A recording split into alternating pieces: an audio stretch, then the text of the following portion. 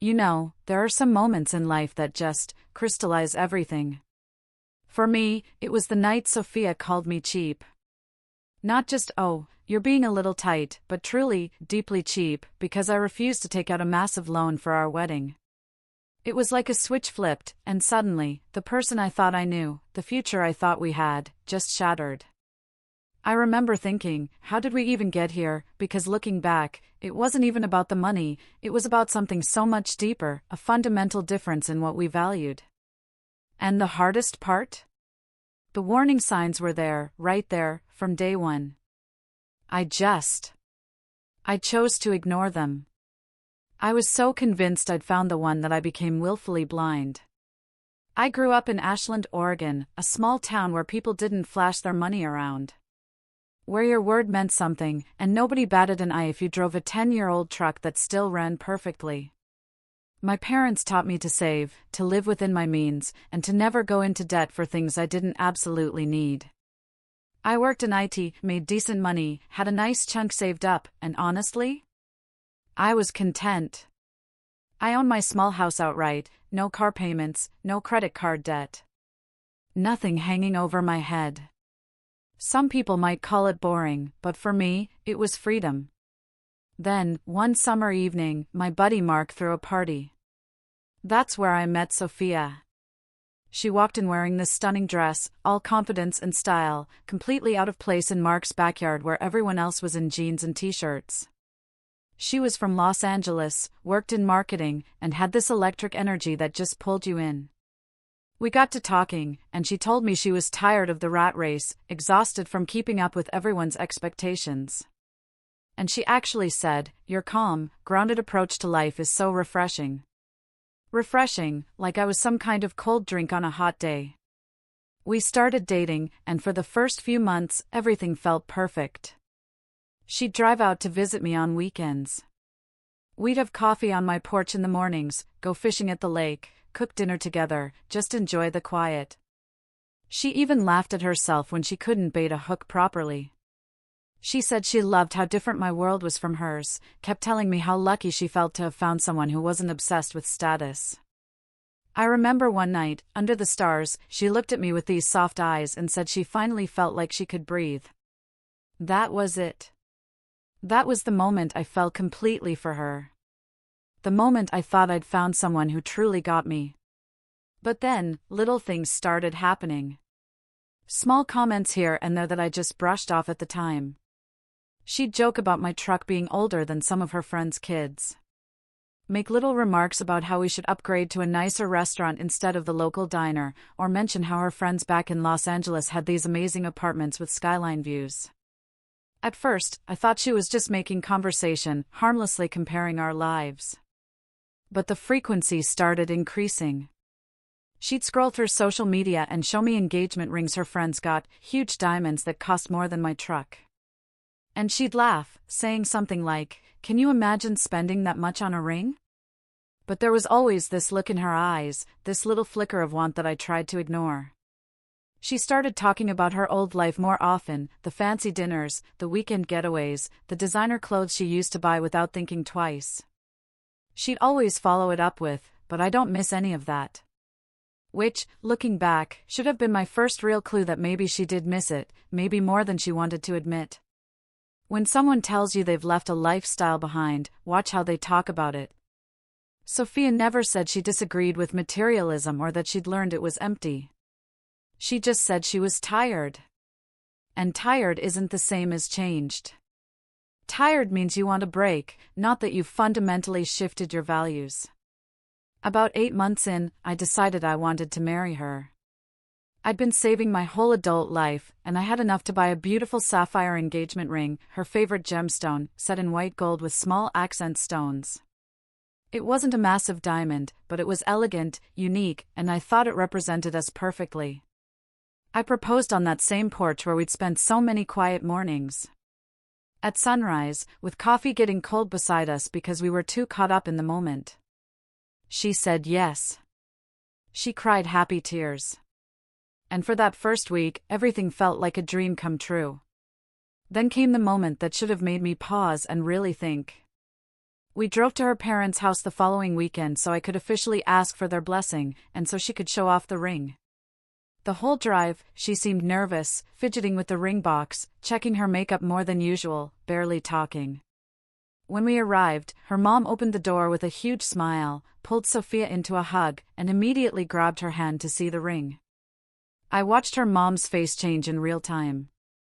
Watched the smile falter just slightly, watched her eyes flick to mine with this look I couldn't quite read. Her dad was more subtle, a firm handshake, congratulations. But I could feel the judgment in the air.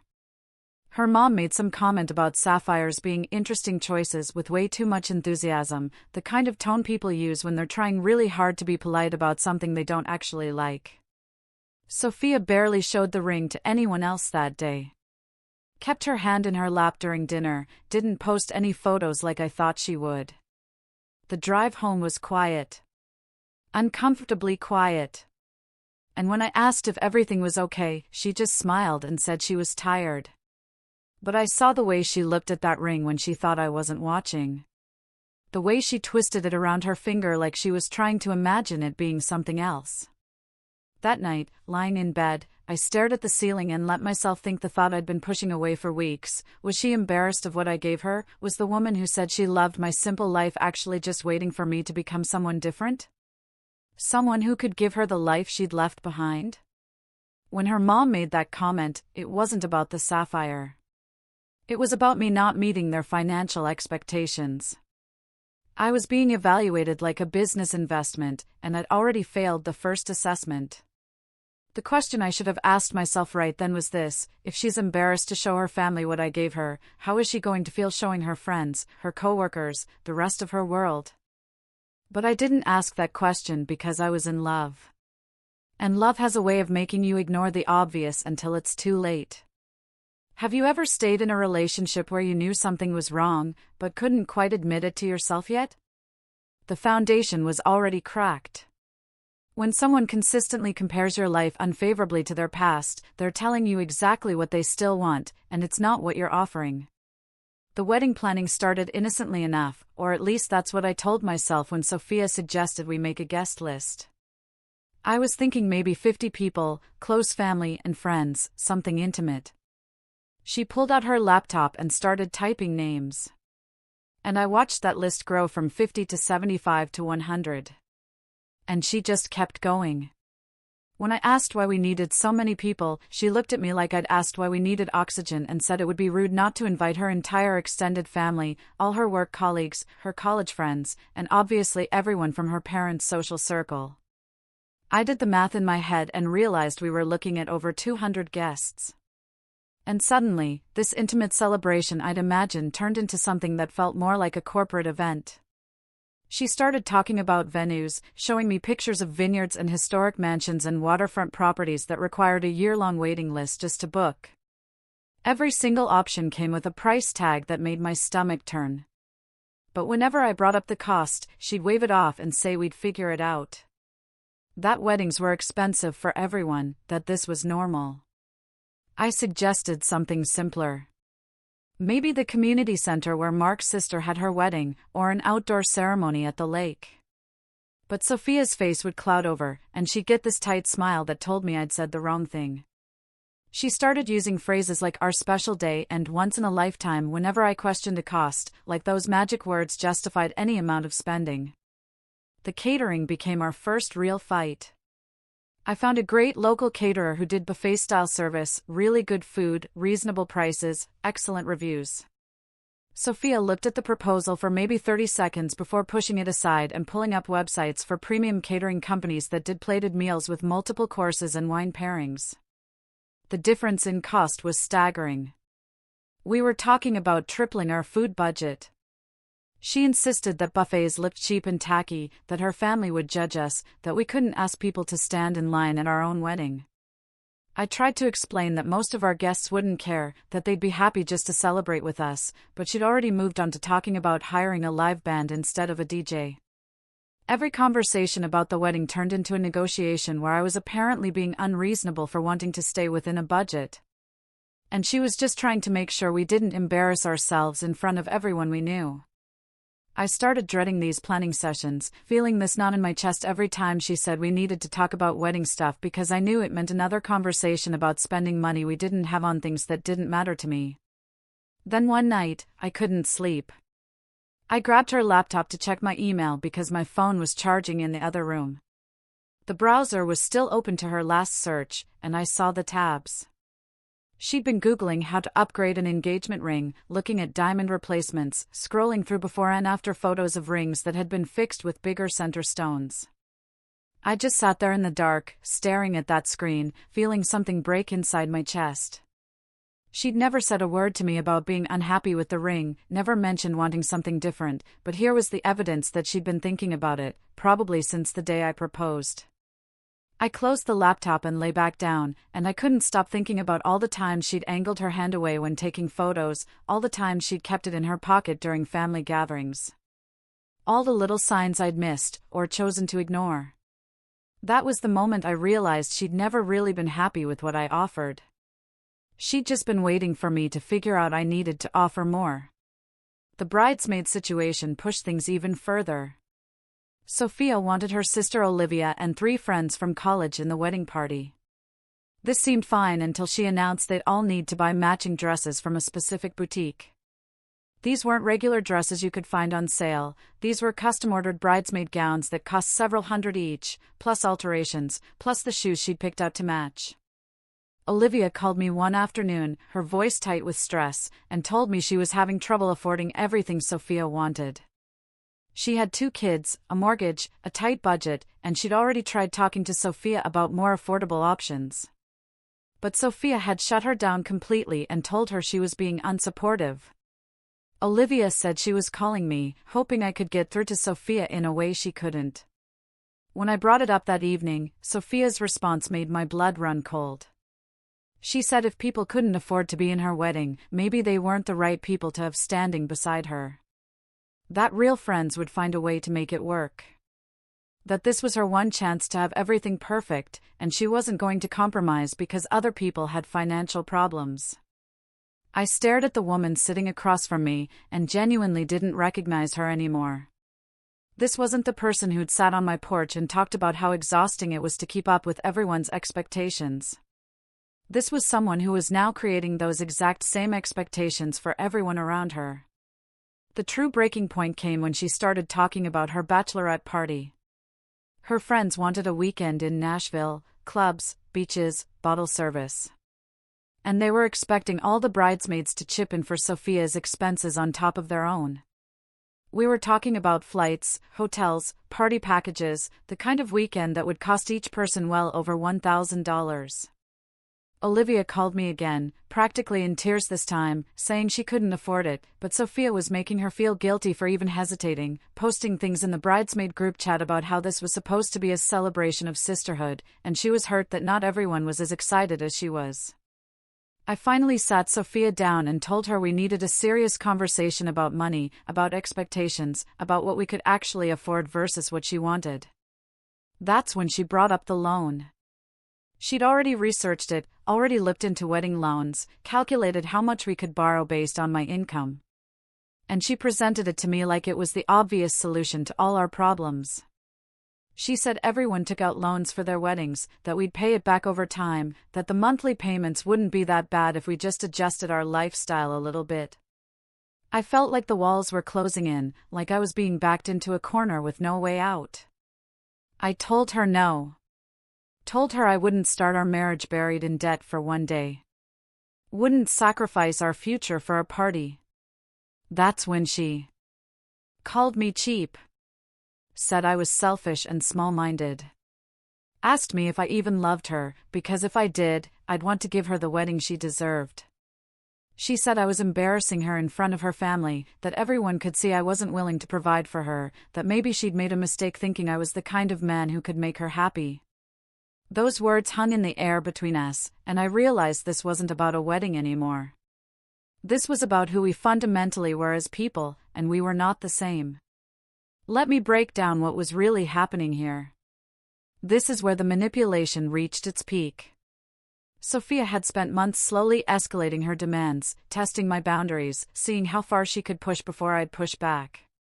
Every time I agreed to something bigger or more expensive, it reset her baseline for what was acceptable. The guest list grew because I didn't fight hard enough when it hit 100.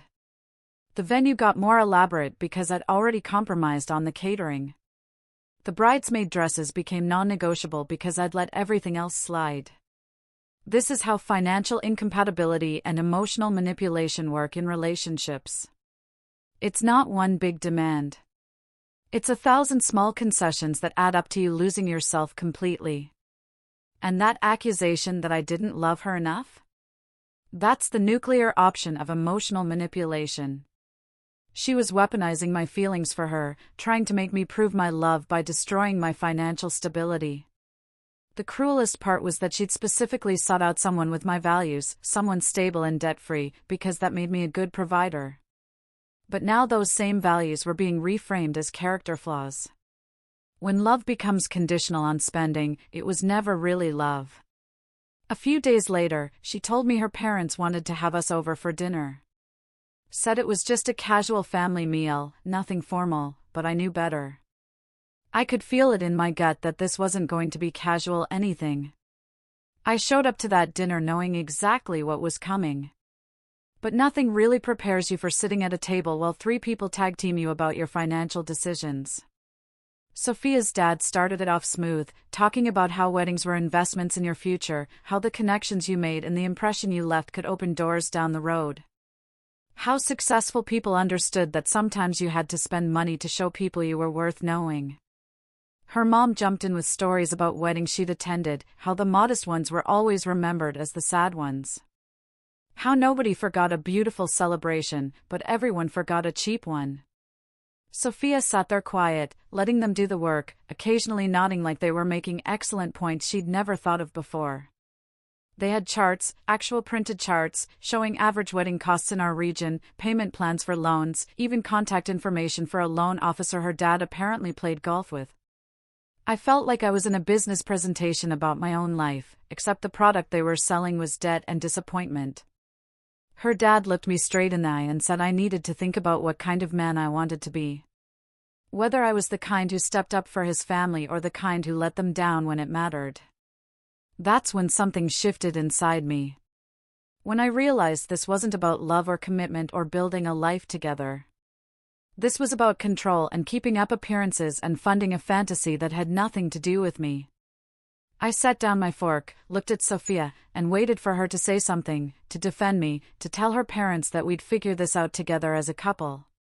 She wouldn't meet my eyes. Just kept staring at her plate like the pattern on the china was the most fascinating thing she'd ever seen. So, I said it. Said the thing I'd been holding back for weeks because I kept hoping we'd find our way back to those quiet mornings on the porch. I told them I wouldn't sacrifice my future for one day. That I'd worked too hard to build a stable life to throw it away on a party. That if Sophia needed me to go into debt to prove I loved her, then maybe we wanted different things out of this marriage. The silence that followed was deafening. The kind of silence where you can hear people's brains recalculating everything they thought they knew. Sophia's face went red, then white, and she finally looked at me with eyes full of anger instead of love. Her dad started to say something about me being unreasonable, but I was already standing up, already thanking them for dinner, already walking toward the door. Sophia followed me outside, and we stood in her parents' driveway under the porch light while moths circled above us. And she told me I was making the biggest mistake of my life. I told her I was pretty sure marrying someone who valued a wedding more than a marriage was the bigger mistake. And then I got in my truck and drove away. The next few weeks were brutal in ways I didn't expect. Sophia told everyone who would listen that I was cheap and controlling, that I'd promised her a beautiful wedding and then backed out when it came time to actually pay for it, that she'd wasted 2 years of her life on someone who didn't value her. Her version of events spread through her social circle like wildfire. And suddenly, I was getting messages from people I barely knew, telling me what a terrible person I was. Mark told me to ignore it, said anyone who actually knew me would see through it. But it still stunned to have my name dragged through the mud by someone who'd told me she loved me just weeks before. I threw myself into work, started going to the gym more, spent time with friends who didn't ask me every 5 minutes if I was okay. And then, about a month after our breakup, I heard through Olivia that Sophia had started dating someone new, a lawyer named Kevin, who apparently had money and wasn't afraid to spend it.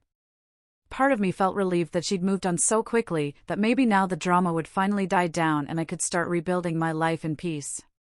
But Sophia being Sophia, moving on quietly wasn't really her style. She posted photos constantly, designer bags and fancy restaurants and weekend trips to places like Cancun. Always with captions about finally being treated the way she deserved. Kevin seemed nice enough from what I could see. Always smiling in photos. Always dressed sharp. The kind of guy who looked like he walked out of a cologne advertisement. I stopped checking her social media after a while because it felt like watching a performance that had nothing to do with real life. But I'd still hear updates from mutual friends who couldn't help themselves from filling me in. Apparently, Sophia was already talking about wedding plans again, already looking at venues and showing off a new engagement ring that made her sapphire look like a toy from a vending machine.